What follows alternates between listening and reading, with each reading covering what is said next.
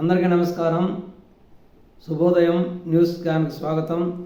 ఈరోజు దినపత్రికలోని ప్రధాన అంశాన్ని చర్చించుకున్నట్లయితే, ముందుగా సాక్షి దినపత్రికగా తీసుకున్నట్లయితే, హాస్టళ్లలో సంక్షేమమే లేదు, రాష్ట్రంలో సంక్షేమ హాస్టళ్ల దుస్థితిపై హైకోర్టు తీవ్ర ఆందోళన, తరచూ ఆందోళన కలిగిస్తున్న భయంకర ఘటనలు, వీటిపై స్పందించకపోతే భవిష్యత్తు తరాలపై తీవ్ర ప్రభావం, ప్రభుత్వం దృష్టి సారించి పరిస్థితులు మెరుగుపరచాలి, రెసిడెన్షియల్ స్కూళ్ళలో చదివే విద్యార్థులు సురక్షితంగా ఉండాలి, లేకపోతే విద్యాపరంగా గ్రామీణ పట్టణ పిల్లల మధ్య అసమతుల్యత, హాస్టల్ భవనం చుట్టూ సోలార్ ఫెన్సింగ్ ఏర్పాటు చేయాలి, హాస్టల్లోకి రాకపోకలను పర్యవేక్షించి వాటిని రిజిస్టర్ చేయాలి, అవసరమైన ప్రతి చోట సీసీ కెమెరాలు పెట్టాలి, హాస్టల్ సిబ్బంది నేపథ్యాన్ని సమగ్రంగా పరిశీలించాలి. ప్రభుత్వానికి పలు ప్రాథమిక మార్గదర్శకాలు సూచించిన హైకోర్టు అన్ని హాస్టళ్లలో కఠినంగా అమలయ్యేలా మార్గదర్శకాలు రూపొందించాలని ఆదేశం. ఆడపిల్లల పట్ల అనుచితంగా ప్రవర్తించిన వాచ్మెన్ తొలగింపును సమర్థించిన కోర్టు. సంక్షేమ హాస్టళ్లలో జరుగుతున్న అసమానతలను, హాస్టళ్ల మీద ప్రభుత్వంకు ఉండే చిన్నచూపుల్ని హైకోర్టు హెచ్చరిస్తూ నిన్న వ్యాఖ్యానించడం జరిగింది.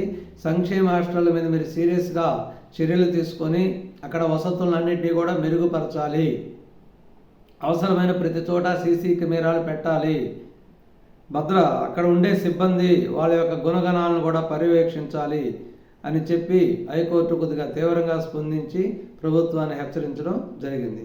సంక్షోభ హాస్టళ్లు, పేద విద్యార్థులపై బాబు సర్కార్ నిర్లక్ష్యం, భద్రత, ఆరోగ్యం, వసతిపై పర్యవేక్షణ లోపం. భద్రత ఎక్కడ? సంక్షేమ వసతి గృహాల్లో రక్షణ చర్యలు కరువు. ఇది హైకోర్టు హెచ్చరిక సంఘటనలు రాయటం వరకు బాగానే ఉంది, కానీ ఇది కరెక్ట్గా లేదు. ఎందుకంటే గత 5 సంవత్సరాల పాటు పరిపాలించిన వైసీపీ ప్రభుత్వం, జగన్మోహన్ రెడ్డి గారు, బాబు ప్రభుత్వం వచ్చి గట్టిగా 5 నెలలు అయింది. ఈ 5 నెలల్లోపు టోటల్గా హాస్టల్ మొత్తాన్ని కూడా మార్చలేరు కదా. కాబట్టి ఈ హాస్టల్ యొక్క నిర్వహణ లోపము, వాటిని పూర్తిగా గాలి కుదిలేసింది గత ప్రభుత్వం. పూర్తిగా గాలి కుదిలేసి అక్కడ హాస్టల్లో సిబ్బంది కూడా విచ్చలవిడిగా రెచ్చిపోవడానికి ఈ ప్రభుత్వం యొక్క చర్యలే కారణమని చెప్పుకోవచ్చు. కాబట్టి ఈ రకంగా హాస్టల్లో ఉండటానికి హైకోర్టు ఈరోజు వ్యాఖ్యానించడానికి కారణం కూడా గత ప్రభుత్వ చర్యలేనని చెప్పుకోవచ్చు. హక్కులు కృష్ణార్పణమే. కేడబ్ల్యూడిటి 2లో బాబు సర్కార్ అసమర్థ వాదనలు తీవ్రంగా ఆక్షేపిస్తున్న నీటిపారుదల రంగ నిపుణులు. విభజన చట్టం ప్రకారం కేడబ్ల్యూడిటి 1 కేటాయించిన నికర జలాలు యథాతథం, వాటిని పంపిణీ చేయాలంటే విభజన చట్టాన్ని సవరించాలి. ఆ అధికారం పార్లమెంటుది.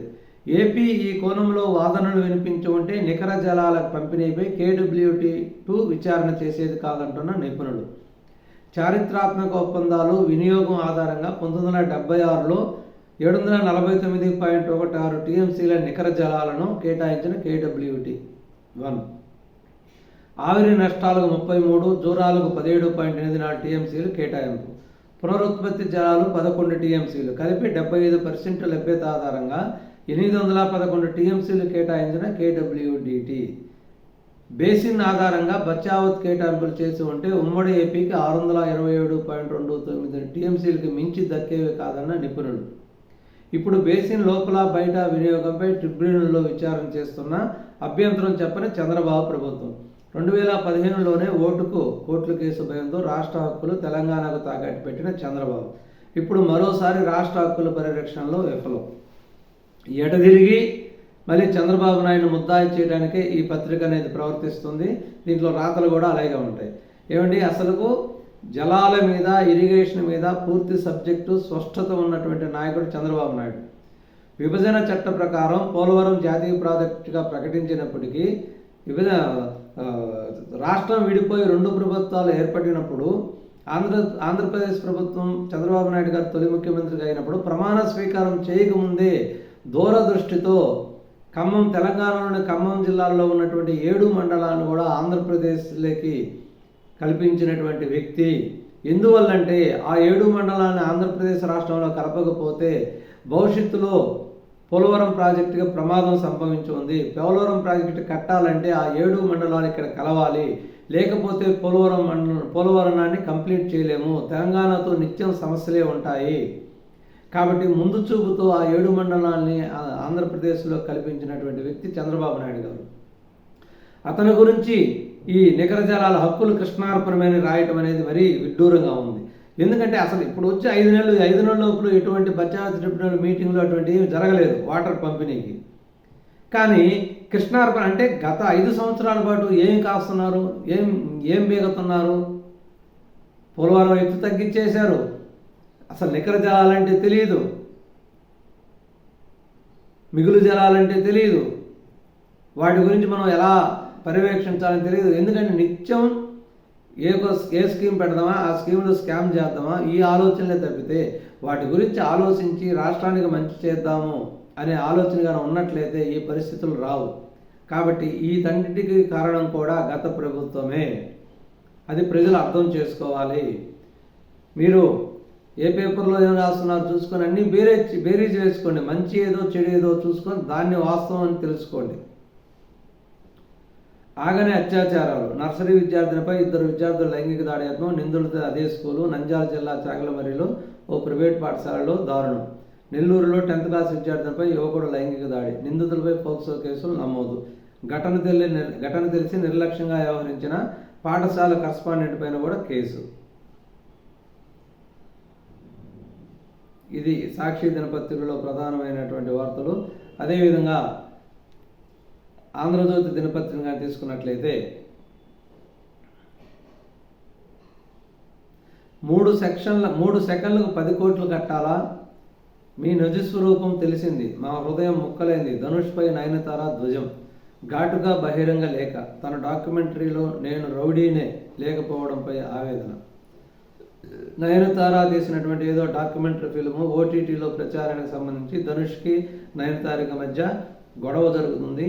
చాలా రోజుల నుంచి ఆ ఓటీటీ రిలీజ్ అనేది వాయిదా పడుతొస్తుంది. దానికి సంబంధించి నయనతార ఒక బహిరంగ లేఖ ధనుష్ మీద తీవ్రమైన ఆరోపణలు చేస్తూ రాయటం జరిగింది. దిగి వస్తున్న పసిడి. 15 రోజుల్లో 6,000 తగ్గిన ధర. Musk rocket ISRO satellite. Falcon 9తో జీశాట్ S2 ప్రయోగం. స్పేస్ ఎక్స్ ఇస్రో మధ్య కీలక ఒప్పందం. వచ్చే వారం అమెరికాలో ప్రయోగం. విమాన ప్రయాణంలో ఇంటర్నెట్ సేవలకి. నటి కస్తూరి అరెస్ట్. అదుపులోకి తీసుకున్న చెన్నై పోలీసులు. తెలుగువారిపై తీవ్ర వ్యాఖ్యలతో కేసు.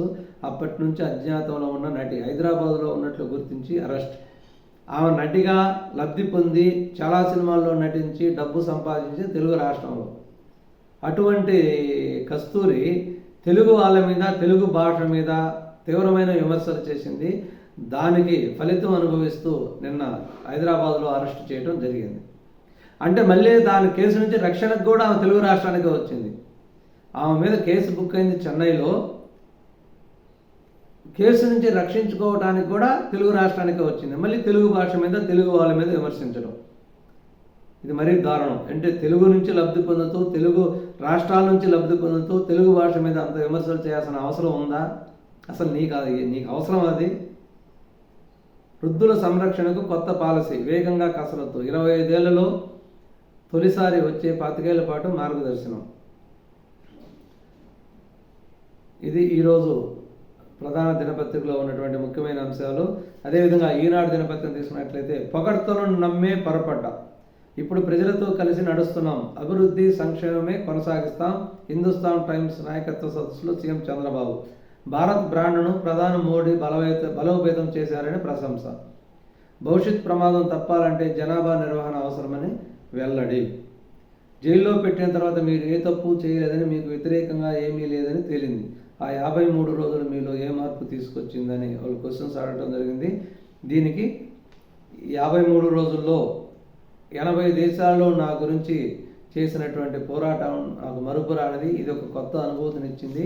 దీనిలో ఈ యొక్క సంఘటనలు నాలో చాలా మార్పు తెచ్చాయని కూడా చెప్పుకోవచ్చని చెప్పడం జరిగింది. నారా రామ్మూర్తి నాయుడు, గౌరవ ముఖ్యమంత్రి చంద్రబాబు నాయుడు గారి సోదరుడు నారా రామ్మూర్తి నాయుడు నిన్న హైదరాబాద్లో ఏఐజీ హాస్పిటల్లో మరణించడం జరిగింది. ఈరోజు సొంత ఊరు నారావారిపల్లిలో అంత్యక్రియలు జరిగే అవకాశం ఉంది. దీనికి చాలామంది ప్రముఖులు సంతాపం తెలియజేశారు. నమస్కారం, ధన్యవాదాలు.